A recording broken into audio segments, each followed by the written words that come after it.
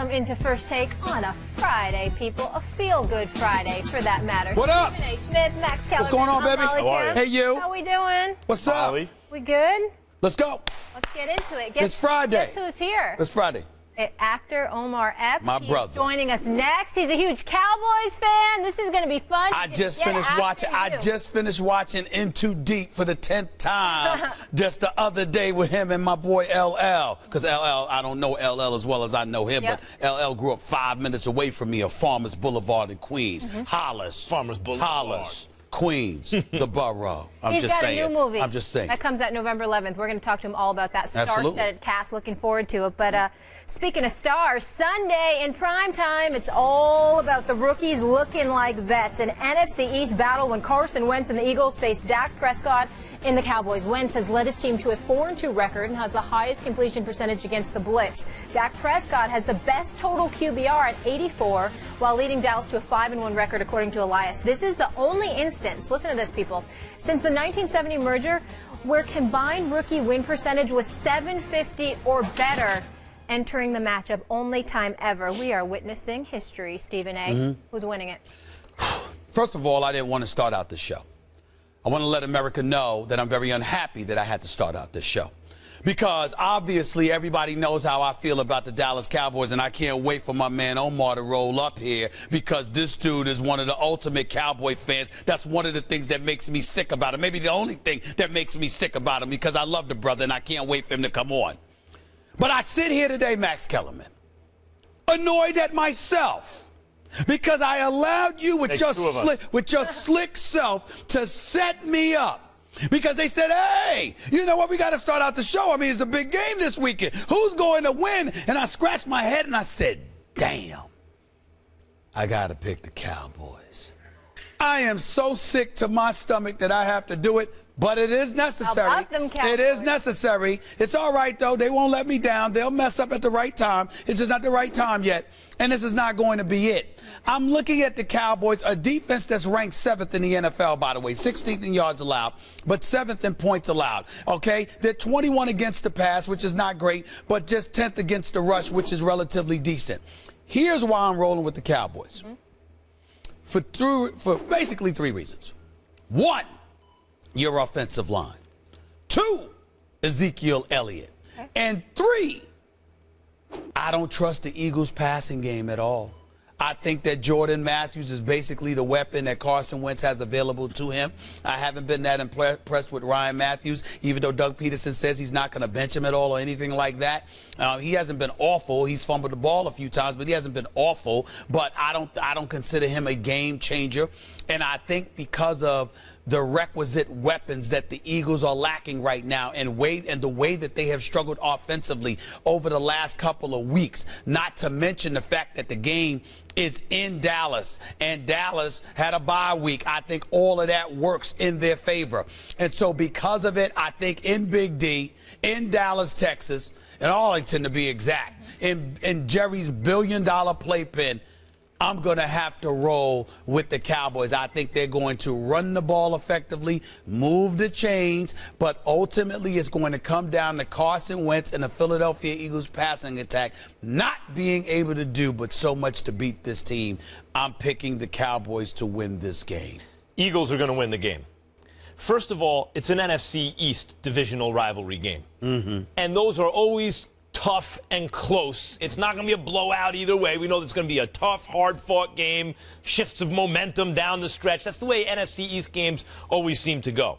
So then you bring up the fact that it's at Dallas, you know, at Cowboys, I mean, AT&T, whatever they're calling it nowadays, at the new stadium. It's Jerry's billion-dollar playpen. Right. Just call it his billion-dollar playpen. That's not a home field advantage. That's a home field disadvantage. Since they opened, 29-30 below 500 at home, 33-26 above 500 on the road. Not huge swings, but certainly not advantage to play at Dallas. As a matter of fact, their only loss so far this year, week 1, to my New York Football Giants, also an NFC East divisional rivalry game at home. It's the only game they lost. 2, people bring up of course, rightly, that offensive line.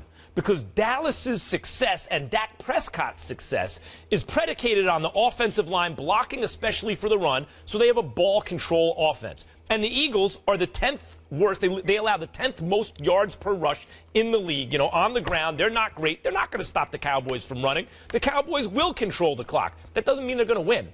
You don't pick up as, you know, larger chunks usually on the ground than you do through the air. And let me tell you what the Eagles are going to do to the Cowboys. They're going to hit Dak Prescott. The Eagles, they get to the quarterback. They allow the third fewest points in the league, the 5th fewest yards in the league. They have an elite defense. So you have 2 rookie quarterbacks. Against the pass. Against the pass, that's okay. True. Of comparable ability. One of them is facing an elite defense, and the other isn't. Carson Wentz, say whatever you want about the weapons he has available to him. And also, the Cowboys have had a decent enough defense, but it is far from elite. Carson Wentz facing an okay defense. Dak Prescott facing an elite one. No home field advantage. Carson Wentz and the Eagles win in a tough-fought NFC East divisional rivalry game. Listen, you got a guy in Tyrone Smith, okay? This is a dude that's got like a 98.7 pass blocking efficiency. He does an exceptional job of protecting Dak Prescott. He did an exceptional job last year. He had a bad game against the Eagles last year where he surrendered 2 sacks. I don't see that happening again this time around. You've got Fletcher Cox and Brandon Graham that's going to come at Dak Prescott all day long. But if you're Smith and you sit up there and you neutralize Connor Barwin, then you can leave the rest of the guys on the Dallas offensive line to sit up there and protect Dak Prescott against Cox and Graham. If you do that effectively, now we're not even taking the Dak Prescott situation into consideration. I got to look at it from that perspective. I got to assume that the Philadelphia Eagles, who rank 14th against the run, which is why I said they're not great defensively, they're great against the pass. You have to remember one of the reasons why they're great in the pass. They've been able to relatively effectively neutralize a lot of teams' passing games because teams haven't been able to run on them, and you're able to crowd folks into the secondary. They struggled against the Redskins. Why did that happen? Because Matt Jones was doing his thing, and the Redskins collectively rushed for 230 yards. That was a big loss for the Philadelphia Eagles. They lost by 1 point to Detroit.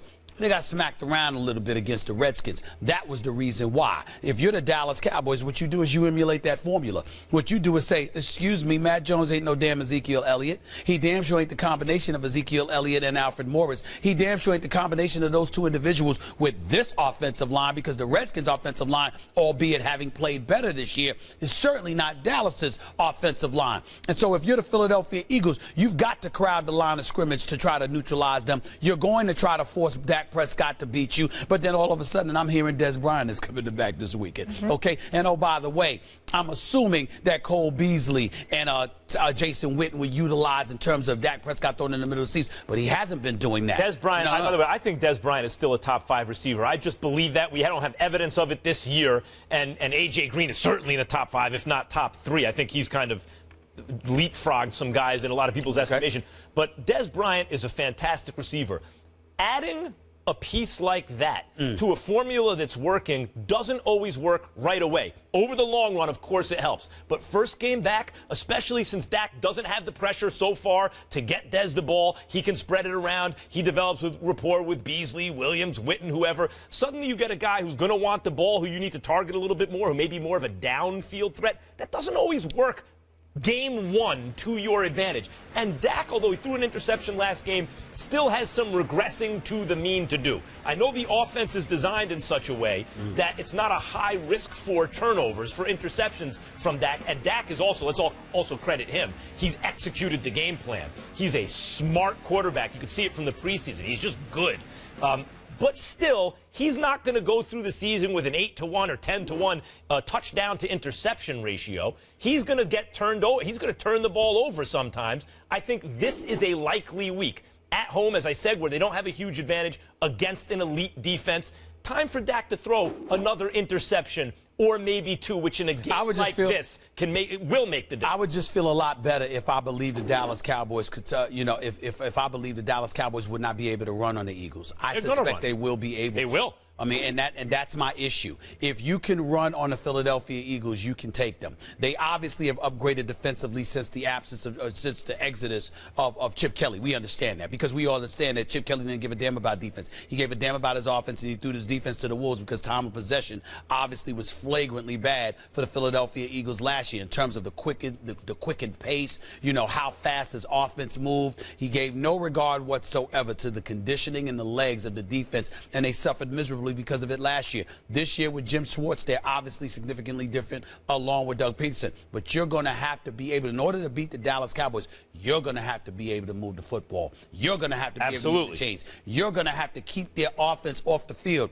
And all you have to me is Jordan Matthews. Do you? And by the way, he's suspect because of his knee. Do you realize that Brent Selleck and Zach Ertz, we talk about Rob Gronkowski and Martellus Bennett, okay? We think about the tight end spot in New England and various other places. Do you realize with the Philadelphia Eagles, Zach Ertz and Brent Selleck had great years in years past. They've got like a combined 10 receptions for like 240 yards on the season. They've done nothing this year. There's two ways. Nothing. They haven't played every game, but they haven't been effective at all, man. There's two ways to look at that, and the way I see it in the NFL, especially over the small sample of the first couple games, is, as I said earlier, there will be regression to the mean. If you know you have talent on the team, over the course of the season, they're going to get theirs. When I see guys underperforming on the offense, to me it says in the NFL, this time of year especially, we're about to conclude the first half of the year, they're due. They should get going. But yes, the Eagles, without a terrific kind of running game against a ball control offense, I mean, one of the reasons Dallas's defense is maybe a little better than it should be is they're well rested. The Eagles are going to have to be big on third down. They're going to have to pick up those first downs. And then that comes down to, do you believe in Carson Wentz? Do you think he's the real deal? And so far this year, especially when I see him, how he looks when he's dropping back under pressure, right? I think he is. Max, I'm looking at it right now. I just want to make sure I corrected myself. Yeah. Zach Ertz has 11 receptions. Brent Selleck has 5 receptions on the year. And Trey Burton has 9 receptions, playing a little tight end spot for them in the games that he's played. Essentially, what that comes down to is 25 receptions for about 290 yards. Not a lot. From the tight end spot for the season in 6 games. That's porous. And if you're the Eagles, you've got to have something other than Jordan Matthews. I'll give credit to the Dallas Cowboys for this much. You at least have to have more than Jordan Matthews in order to beat them. And yet with that, they have 2 losses on the year. If they beat Dallas, they're in a tie for first place, and they just beat the Vikings in a... Don't give me the Vikings. What do they have? I can't wait for this game. Fire it up.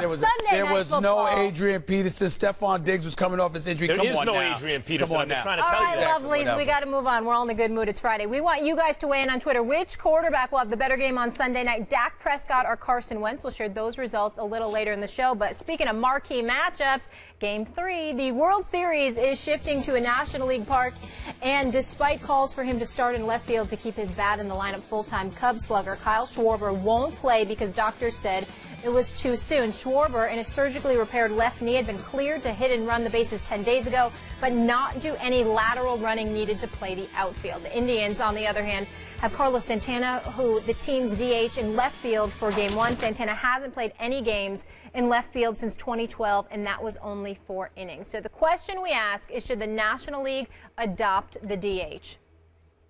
Absolutely. Absolutely. I mean, listen, let me tell you something right now, and this doesn't really have as much to do with baseball as it has to do with interest. The fact of the matter is that, let's take, for example, Schwarber tonight. He can't play because he needs to play the field, you know, because obviously you're not DHing in a National League. You can pinch hit, but you're not DHing. So as a result of that, Schwarber, in order for him to get at-bats, he would have to play the field, which he's ill-equipped to do because of that ACL. I mean, they should have considered putting him at third base, putting Bryant out in the outfield as far as I'm concerned, because he doesn't have to move just as much. Max Kellerman, yesterday on my radio show, Sirius XM Mad Dog Sports Radio, every weekday 1 to 3 p.m. Eastern Time, Channel 82. I had the great Jim Tomey on my show. Smacked 612 home runs in his career. Played for years with the Cleveland Indians. He was sitting in there talking with me. He said he wouldn't play Schwarber. Then I sat up there and said, what about moving him to third base? He said, I would consider that before I put him in the outfield because there's less movement. And so re-aggravating that injury is slimmer. There's a lesser chance of him doing that. That was his position. Here's my position. If you have the DH, excuse me, it ain't just, you know how the saying goes, chicks love the long ball. It ain't just chicks who love the long ball. Everybody loves the long ball. We want to see home runs. We want to see doubles smacked into the alley. We want to see all of that. I want to see this dude up to bat and not just pinch hitting in a key pivotal moment, which he will be allowed to do. I'm talking about him being a DH. Without the DH in the National League, I think that takes something away from the ultra excitement of the game. And God knows baseball could use it at every turn. We get the tradition, we get strategy and schemes, we get all of those different things. But in the interest of making sure you don't bore people to death, make sure that the people who we want to see at the plate are able to be there and not be confined to the dugout because he'll be there for an at bat. You know, I mean, that will happen at some point. But you're talking about like 4 at-bats. So sure, that's a big deal, Max. One of the issues facing baseball and the reason it's aging, I think primarily it's true. It's the offense, right? Okay. I mean, look, during the PED era, home runs are flying out of the park, all the attendance records were smashed. And baseball the economy was catching up to the economy of football. I mean, really a couple billion off. Like football at the time was 12 or 14 billion, and baseball was 8 or 10 billion, whatever it was catching up.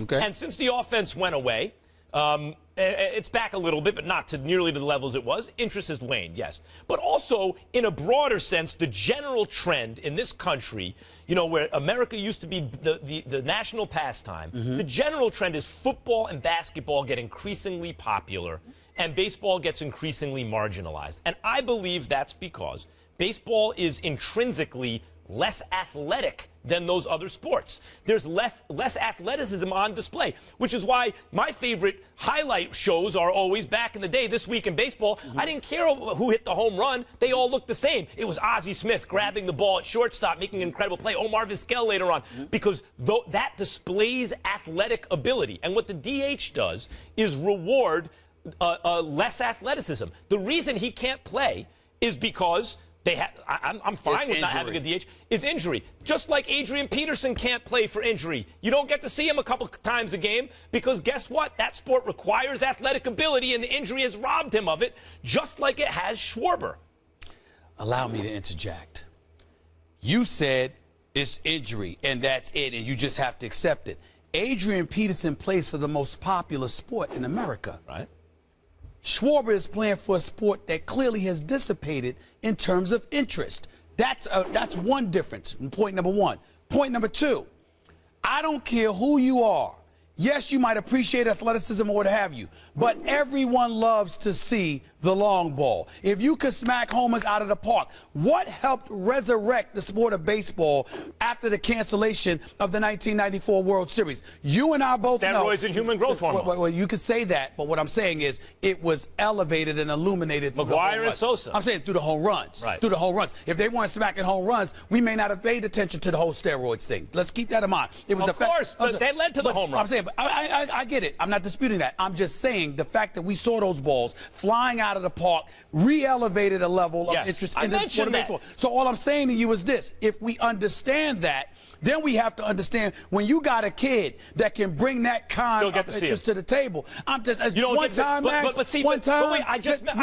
made those points. Yes, it's offense. I agree with that. He still will have a chance to play offense. And by the way, it'll happen at a very dramatic moment. Arguably a more dramatic moment because the only time you'll see him is likely to be in a situation maybe with the game on the line as opposed to just, you know, so that's one. Okay. Two, you say, well, football's more popular, so Adrian Peterson, he's hurt, whatever, it doesn't hurt the sport as much. My argument is one of the main reasons, in a general sense, the trend has been toward football and basketball. They're more exciting, people say. One of the reasons is, a major reason, is they're more athletic. And so baseball, when you have the DH, rewards less athletic ability. Yeah, but you're not taking You're it hurt. You can't move. You can't field. You still get there. And this is where you should be ashamed of yourself for missing this point. You and I both know that what has also contributed to the diminished level of interest in baseball is what is a perceived arrogance. We do things our way. They're always the last to the party. They're always the last to change and implement modifications. We do it our way, America's national pastime, which, by the way, hasn't always been that inclusionary, which helped alienate a segment of the populace, which would also contribute to the diminished level of interest. Because while you're struggling, if you do nothing to really gain or revitalize an interest in the sport because of your arrogance. By the way, he can. And you know what slows down the game? The DH. Like the DH who takes pitches well, as opposed to the pitcher who you get out right away. 1988. Kirk Gibson couldn't play. He was hurt. He hobbles up to the plate for a pinch hit appearance and hits a home run. One of the most iconic moments in the history of baseball as a pinch hitter. Did not get into the game, and there's no DH. That's still not an argument against not having a DH. It's just saying that it's more dramatic pinch hitter. Can we leave it here, gentlemen? Yes, we can. It's going to be a fun weekend in sports. October, one of the greatest months for sports fans. You know what else is going to be fun coming up? Look who's here. Our special guest, Omar Epps, in the house. There he is. Cowboys fans. You know what? This is gonna. I didn't know Cowboy fans were allowed on this show. Oh my goodness. Oh my goodness.